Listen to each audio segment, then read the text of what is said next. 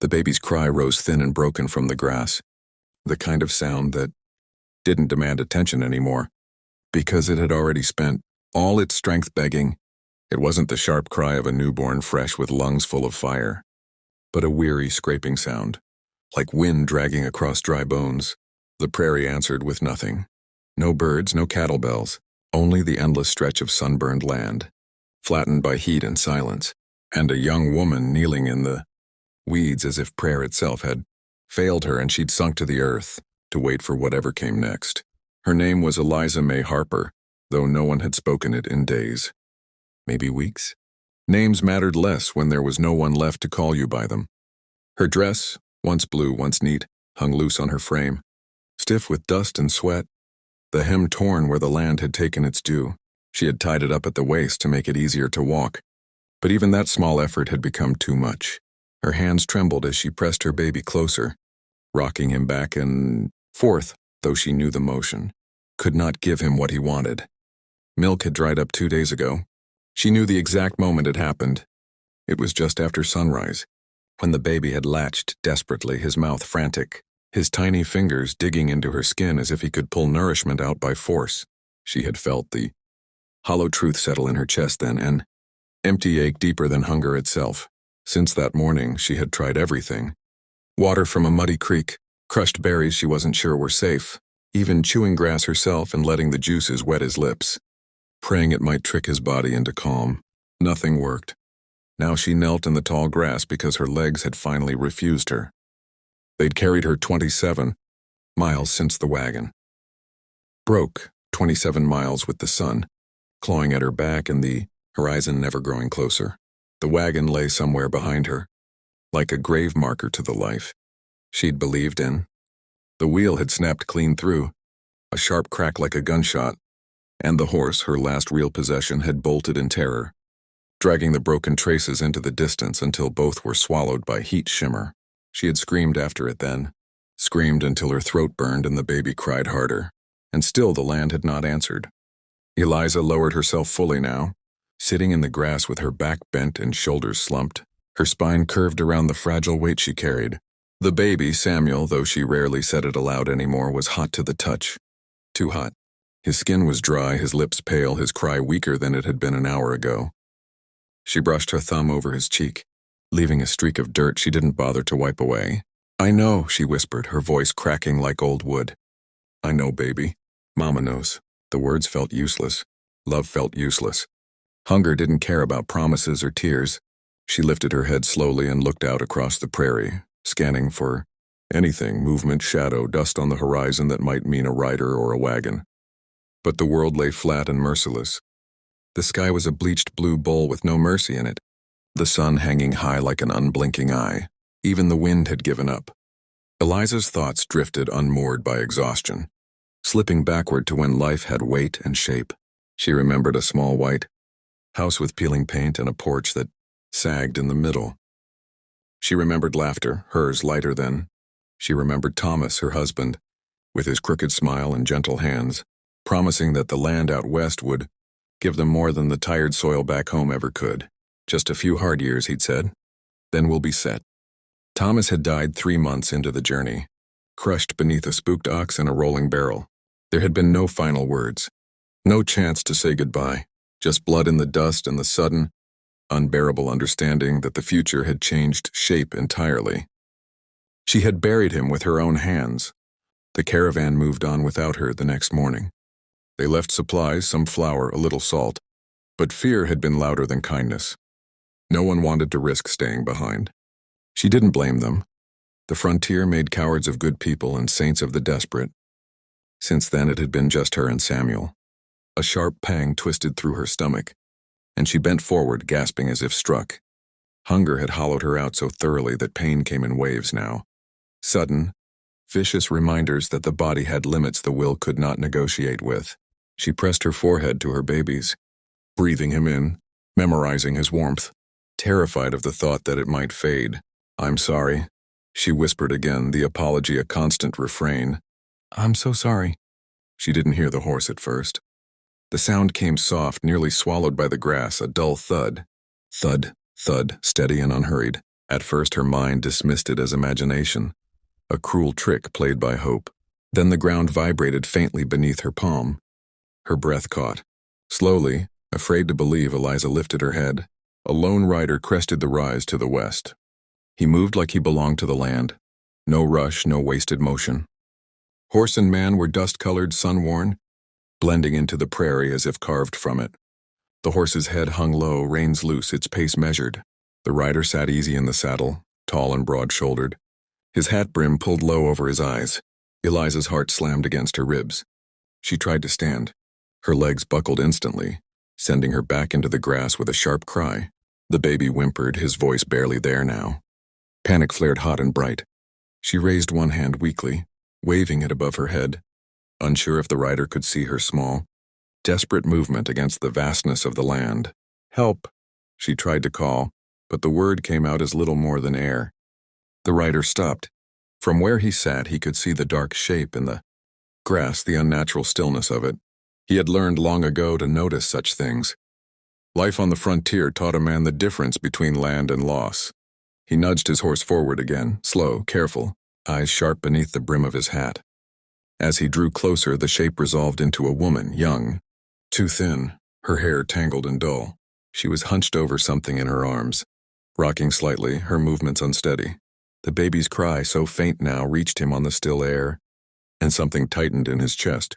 He dismounted a few yards away, boots hitting the ground with a quiet finality. The horse snorted softly behind him, sensing the gravity in the air. The man hesitated, taking in the scene, the desperation etched into the woman's posture, the way her body curved protectively around the child even as it failed him. "Ma'am," he said at last, his voice low and steady, like he didn't want to startle her. "You hurt?" Eliza looked up at him, her eyes wide and sunken, fear and hope warring openly on her face. She took him in a single, desperate glance, the dust-streaked coat, the revolver at his hip, the deep lines at the corners of his mouth that spoke of years lived hard and honest. "My baby," she whispered. "He's hungry." The cowboy crossed the distance between them in 3 long strides and knelt, setting himself down in the grass as if the ground itself had invited him. He didn't touch the baby right away. He looked, really looked, taking in the cracked lips, the too still body, the shallow rise and fall of Samuel's chest. When he spoke again, his voice was rougher, like it had scraped against something sharp inside him. "How long since he ate?" Eliza swallowed. 2 days. I tried everything." "I know," he said simply. Without another word, the cowboy reached up and shrugged off his coat. It was a heavy thing, thick canvas lined with wool, patched at the elbows, smelling faintly of horse and smoke. He folded it carefully, then spread it out on the ground beside her, creating a clean space where there had been none before. Eliza watched, confused, her mind too slow with exhaustion to understand. The cowboy met her gaze then, his eyes dark and steady, holding a promise she hadn't heard spoken in far too long. "All right," he said quietly. "Let's change thing." The coat lay between them like an offering, dark against the pale grass, its edges stirring faintly in the breath of air that finally moved across the plain. Eliza stared at it, then at the man who had placed it there, trying to make sense of his calm in a world that had taught her panic was the only honest response. Her arms ached from holding Samuel, but she tightened her grip instinctively, fear flickering through her chest like a trapped bird. Kindness out here was dangerous. It raised hope where hope could kill. The cowboy noticed the way her shoulders tensed. He shifted back on his heels, giving her space, his movements deliberate and slow, as if approaching a skittish animal rather than a woman and child on the edge of death. "You can set him down," he said gently. "The coat's clean enough. I'll not touch him unless you ask." His voice carried no hurry, no judgment. It was the sound of someone who had learned patience the hard way. Eliza hesitated, then nodded, her strength failing her pride. She eased Samuel onto the coat, wincing as his cry rasped again, softer than before, a sound that scraped against her soul. She brushed his curls back with shaking fingers, whispering nonsense words meant only to soothe him, because meaning had abandoned language long ago. The cowboy reached into his saddlebag and drew out a small tin cup, its rim dented and blackened by fire. From another pocket came a wrapped bundle of cloth. He unwrapped it carefully, revealing a chunk of hard bread and a small piece of dried meat. Eliza's eyes followed every movement, hunger flaring so sharply it made her dizzy. "This ain't much," he said, glancing at her. "But it's something." He took the bread and poured a little water into the cup from his canteen, breaking the bread into the liquid with practiced fingers until it softened, turning into a pale mash. He chewed the dried meat slowly, then spit it into the mixture, an act that might have disgusted her once, in another life, but now only registered as mercy. He stirred it with a finger, testing the consistency. Eliza's throat tightened. You don't have to." "I do," he replied simply. He waited until the mixture cooled, then dipped his finger into it and held it near Samuel's lips, letting just a drop touch them. The baby stirred weakly, his mouth opening by instinct, tongue flicking out to taste. A faint sound escaped him, not quite a cry, not quite a sigh. Eliza covered her mouth, tears spilling freely now. She hadn't cried in days. There had been no room for it. "Easy," the cowboy murmured, watching closely. "Slow now." He fed Samuel a few drops at a time, careful not to overwhelm him. Each tiny swallow felt like a miracle unfolding in inches rather than miles. The baby's breathing steadied, his brow smoothing slightly, the desperate edge to his cry easing into something softer, more human. Eliza sagged back on her heels, shaking, relief and fear tangling in her chest. "I thought," she whispered, voice breaking, "I thought he was going to die out here." The cowboy didn't answer right away.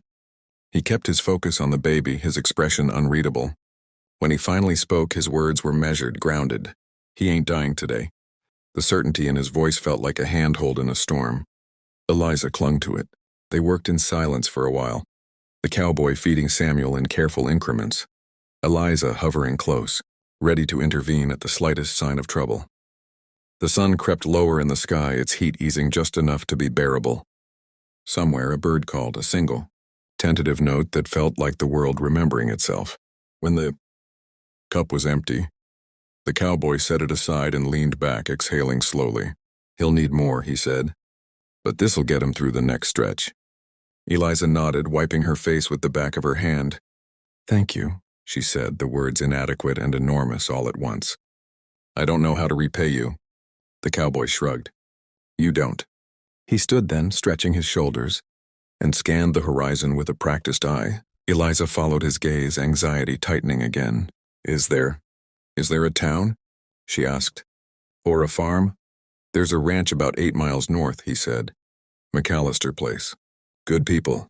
They'll have milk." 8 miles might as well have been 80. Eliza looked down at her legs, at the way they trembled even as she sat still.